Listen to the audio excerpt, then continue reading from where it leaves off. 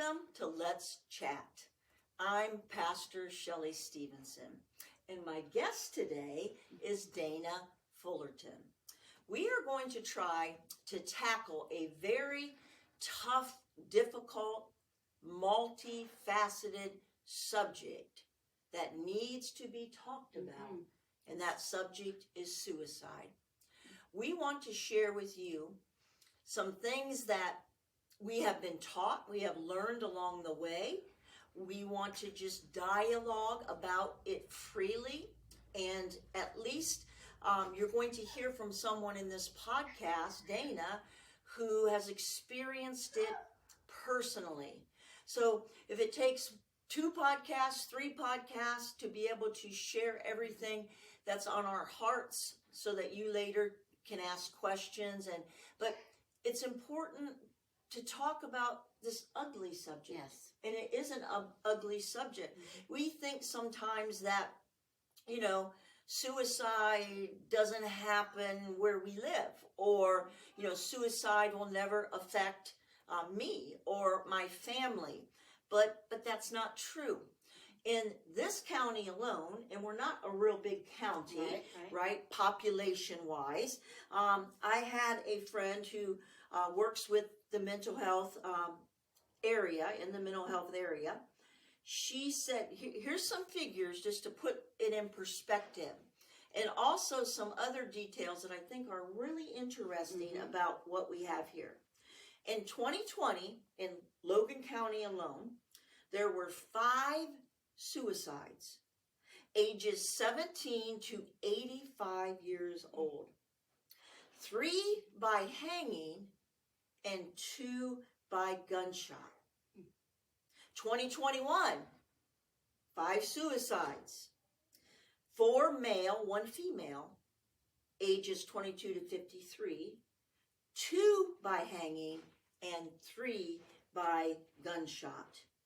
2022, year to date, we're going to pray that nothing else happens this year.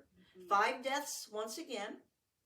4 male, 1 female, ages 18 to 66, and all 5 died by gunshot.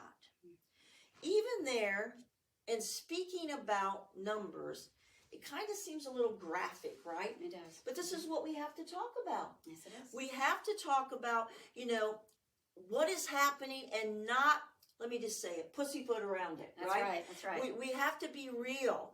I mean, the ages range from a teenager to someone who is really at the last part of their life.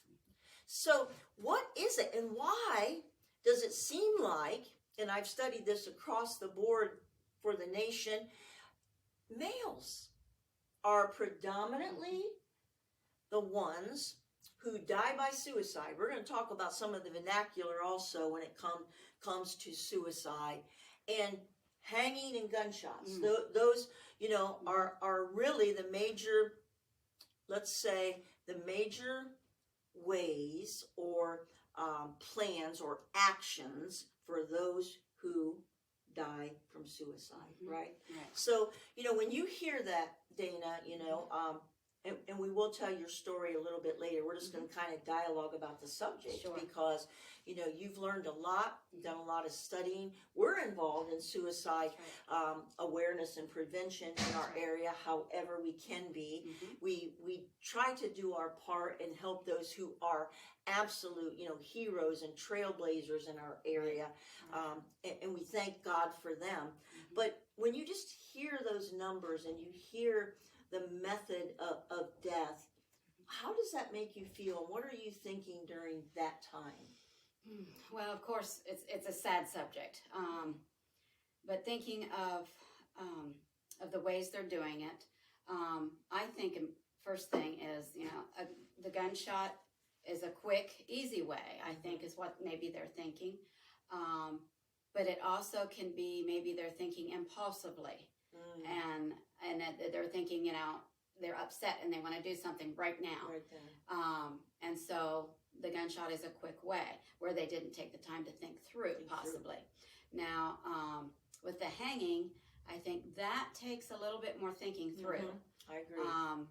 Fortunately, I wouldn't know a thing about it, but they would have to know the right way to do it. That's right. For one thing, so they've been thinking about it. Exactly. Is my thoughts. Right, and I agree with that. And so, I think what we have to do, once again, it's awareness and seeing signs.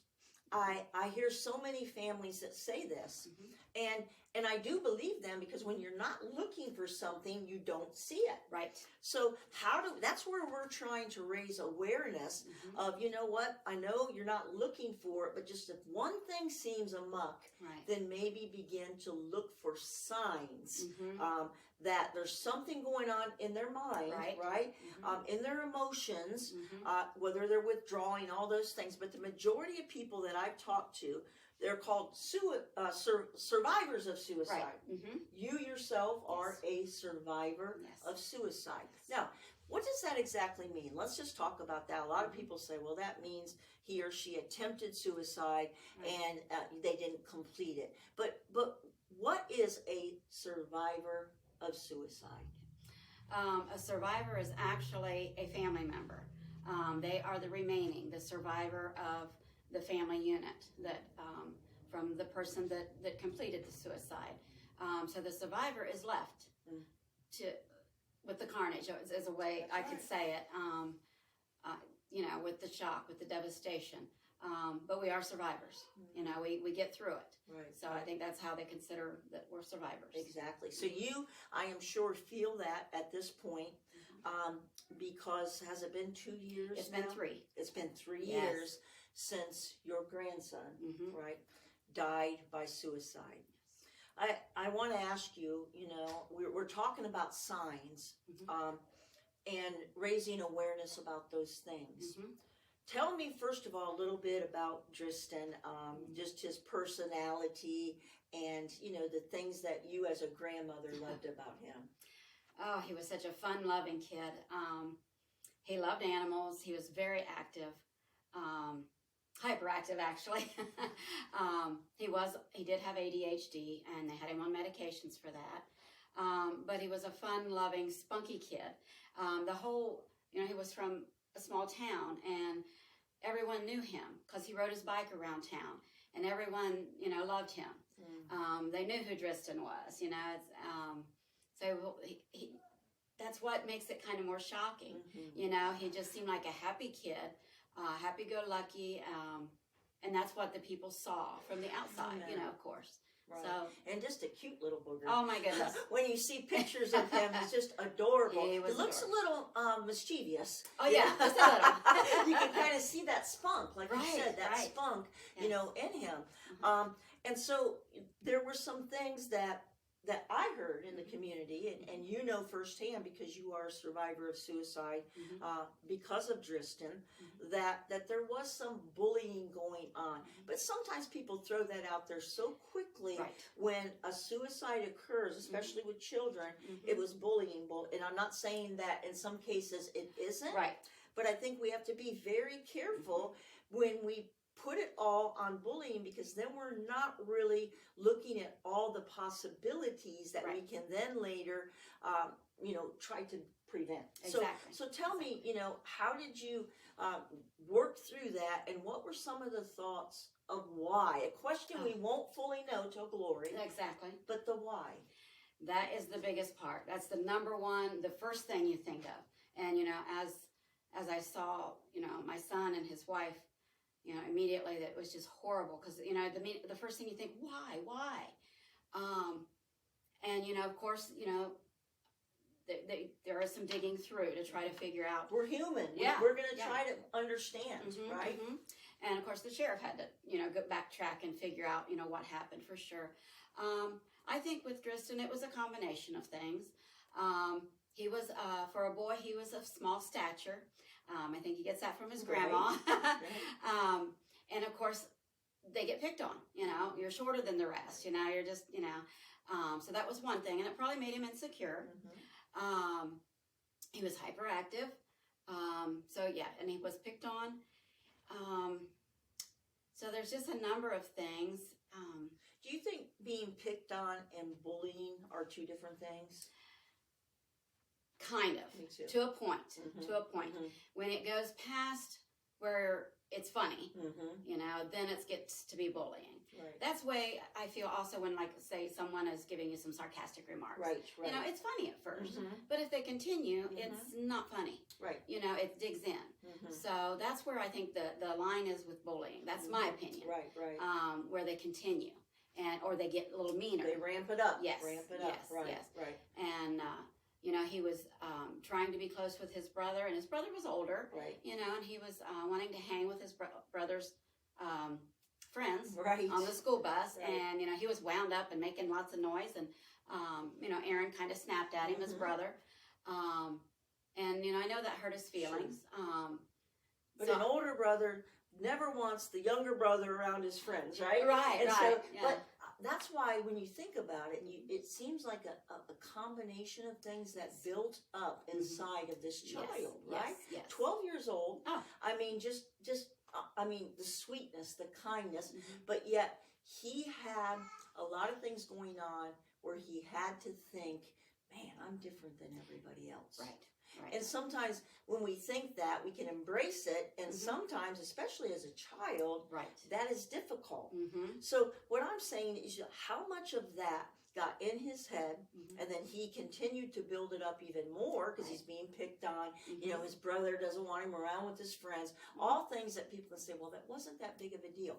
But to Driston, Right. it was a big deal. Right. To a lot of people, complete suicide, it's like, they're like, why? Just because this and this? Yes, just because. To them, that was a reason to stop living. Right. Right? Right. The pain sometimes that people who die by suicide go through up to that moment, you know, some of us will never know Right. that depth of pain Right. or, you know, confusion Mm-hmm. because we know that people that complete suicide are not in their right mind. We're going to Correct. talk about that a little bit more also. Correct. So as a family, you're trying to figure it out, and you put these different things together, and you're like, wait, was it really that? Was that really what caused him? And Driston died by gunshot. Yes. Right? Yes. So, like you said, you can think, was that just a spontaneous, you know, knee-jerk reaction where it's just like, okay, you know, everybody's making fun of me, or what? We don't know. Right. We do not know what happened up to that moment. Correct. But, you know, you begin to think and you begin to try to understand it. And there has to come a point when you let that go, Yes. because we will never know. Exactly. And how Until, do like do you say, that? until glory. Until glory, Yes. right? Yeah, and I think it was a combination, Yeah. you know, and I think as you get picked on or teased, which after, like I said, a while of time, it gets to be feeling like bullying, you know, and I think he was coming into puberty. Right. So I think, you know, emotions are high. Again, he wanted to fit in, but he's being picked on, So yeah, I think that had a lot to do with it. And like I say, he also had ADHD, and they had been switching around some medications. And actually, when his death certificate came back, they did list that it was suspected that it could be a combination of medications that could have caused him to think that way. That's right. So again, Right. it's probably a build-up of combination. Right. So those are called suicidal ideations, right?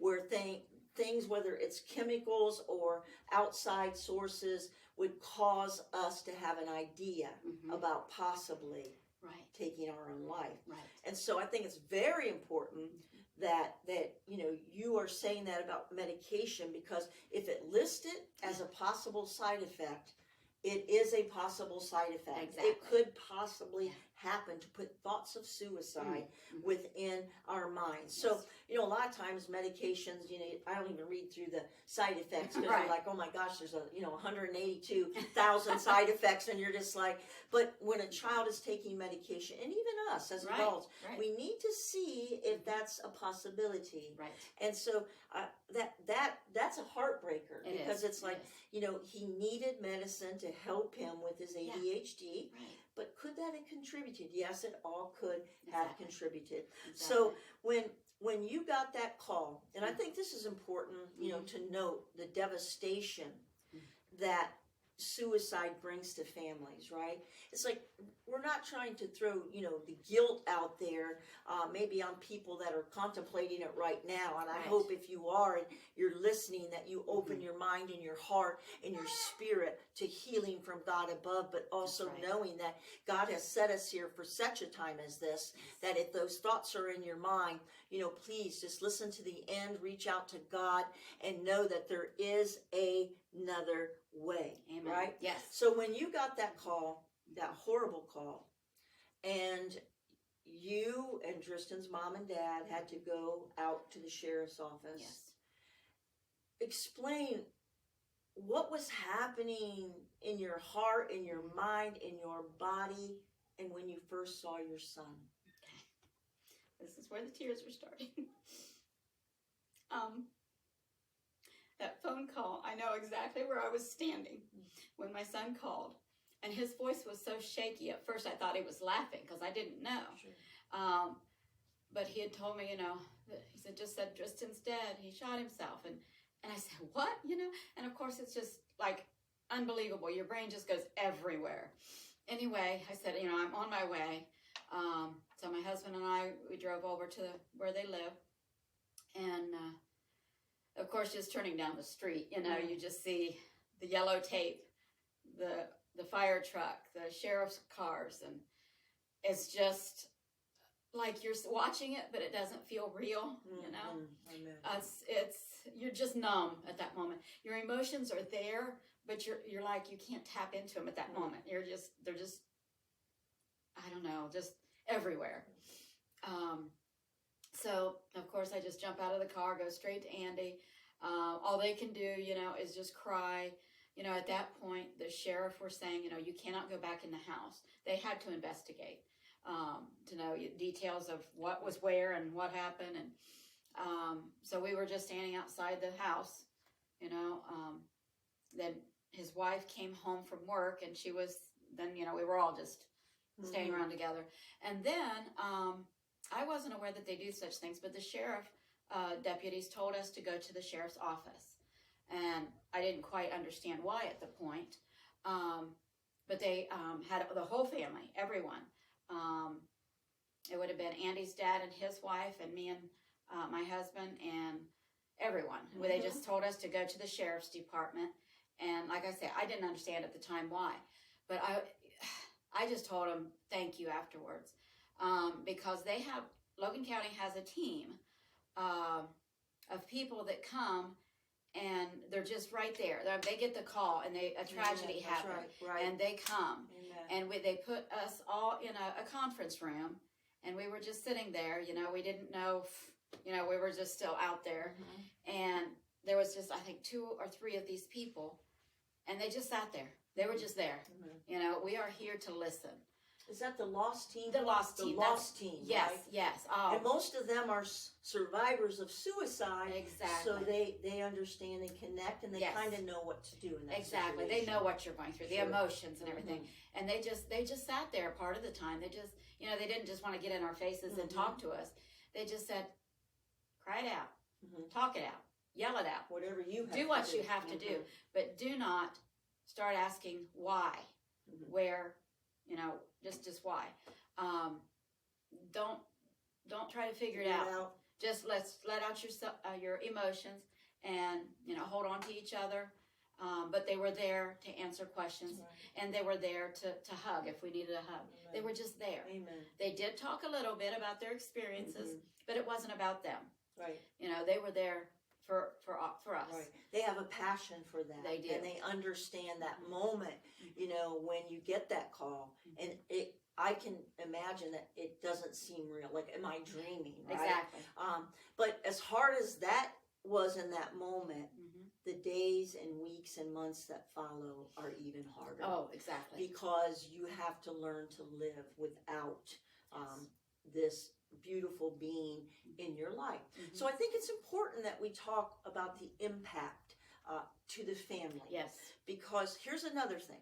There is no way that Tristan or others who complete suicide want their family and loved ones to suffer like that. Exactly. That is not their intent. No.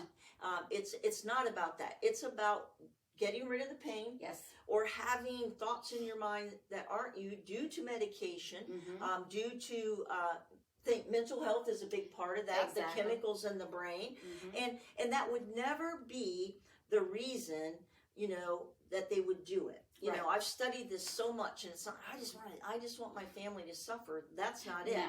They think the world is better off without them here. Exactly. Which is a lie from the pit of hell. Yes.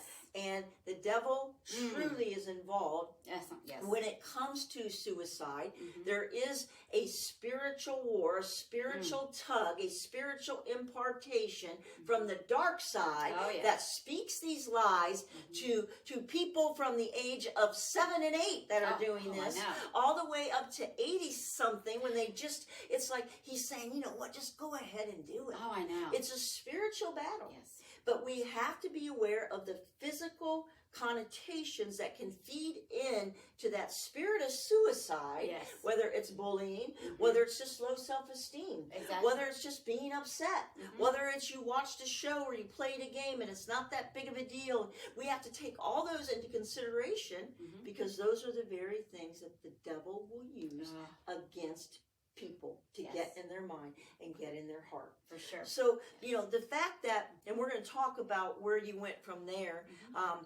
in a little bit here, but I thank you for sharing. That's a raw thing to share. That's right. But by sharing it, we know that hopefully it will get people to, talk about it. Right. It's important to say, this is how I felt, and, whether we feel anger towards the person, whether we feel, mad at God. My whole thing is, just be who you be, let it out. Yes. Right? Yes. And if you are one that needs to shout and be angry at God, He understands. Yes. If you are one that needs to, retreat and at first maybe blame yourself and blaming others, get it all out on the table here Yes. so we can chat about it. Right. So that we can work through it. Right. Because, sometimes it's not as simple as just, okay, I'm just going to forgive and move on. It's a process, and we know that. Yes. A very difficult process, Mhm. but we do need to be able to articulate our feeling. Yes. Where you may have handled it in a different way than maybe your son and daughter-in-law. We also get into trouble there Mhm. where people think that we should all grieve a certain way. Right. Right. Right. Mhm. And it's like, well, why are you, stepping into something like this positive movement that Exactly. you started? Exactly. And I know that when you did this, I am sure that, you're thinking about, suicide as a whole, and maybe, it made you feel bad before and you knew it happened, but you didn't know the implications Mm-mm. until that happened to you. Exactly. And then you became an advocate. So here, let's talk about suicide for a minute. Just a few of the things that we've learned on our journey as it pertains to suicide. So we're gonna wind down with this. We have about 5 more minutes, and then will you come back and we'll do a second podcast Yes, together. absolutely. So suicide, coming up. In the denomination that I grew up in, Mhm. suicide was a very dirty word. Uh-huh. It was a very, oh my goodness, so-and-so, committed suicide. Oh, That's my what gosh, was said. yes. Well, it would always break my heart as a Yes. child because we were taught that they'd go straight to hell. Yes. I can't even believe that has ever been spoken, and I am sure that there are still people out there that think that, Mhm. right? So there's a couple things with that we want to talk about. The fact that they go straight to hell and that they committed. Yes. Right? Right. I love the people that are working, that are advocates for suicide awareness and prevention, Yes. because we have to change the way we talk about it, Exactly. the way we present it. Yes. Right? Like Tristan and the 15 people in 3 years, Mhm. 15 people in 3 years that came to that point where they thought death was better than living, Yes. right? Mm. Is a heartbreaker. Mhm. But when we talk about it, we can't continue to feed into the stigma. Right. of suicide. Right. And that's where I think you and I can expound on that even more in the next podcast. But it was always a dirty, like when I thought of people committing suicide, Right. I thought, oh my gosh, they're bad people. Yeah, right? right, They're messed right. up people. That's right. And now they're burning in hell, because that was the whole way I was raised, right? Yes. With the fire and brimstone. Right. And it's like, man, what something to deal with in our heart. So how can we believe in a loving God, a forgiving God, when we have been taught things like that, right? Right. So we have to be those advocates and say, you know what, we need to stop using the word committed. Right. Because when we think of that word alone, to commit something is to do something that we shouldn't do. Committed crime, Right. Committed robbery, committed murder, committed adultery, committed, and it groups suicide together with sin.